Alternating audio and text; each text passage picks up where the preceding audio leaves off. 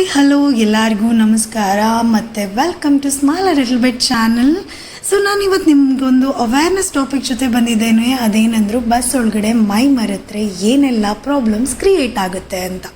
So ನಾವೆಲ್ಲ normal middle class people ಏನು ಮಾಡ್ತೀವಿ, ಏನೇ ಪ್ರಾಪರ್ಟಿ ಲೆಟರ್ಸ್ ಆಗಿರ್ಬೋದು, ಏನೇ ಜ್ಯುವೆಲ್ಲರಿ ಆಗಿರ್ಬೋದು, ಏನೇ ಎಜುಕೇಷನ್ ಸರ್ಟಿಫಿಕೇಟ್ಸ್ ಆಗಿರ್ಬೋದು, ಅಥವಾ ಏನೇ ಸ್ವಲ್ಪ ಬಿಗ್ ಅಮೌಂಟ್ ಆಗಿದ್ರೂ ಕೂಡ ನಾವು ಬಸ್ಸಲ್ಲೇನೆ ಟ್ರಾವೆಲ್ ಮಾಡಬೇಕಾದ್ರೆ ಒನ್ ಪ್ಲೇಸಿಂದ ಅನದರ್ ಪ್ಲೇಸ್ಗೆ ಶಿಫ್ಟ್ ಮಾಡೋಕ್ಕೆ ಟ್ರೈ ಮಾಡ್ತೀವಿ. So instead of going private cab or private car, ಇದನ್ನು ನಾವು ಬಳಸಲ್ಲ because money problem.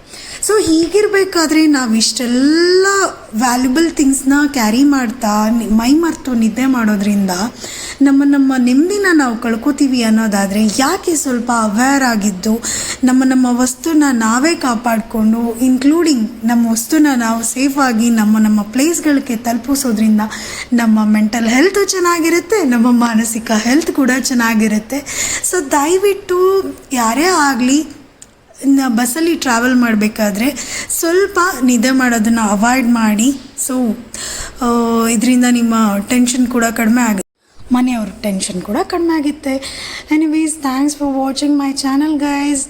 Bye, see you, love you guys.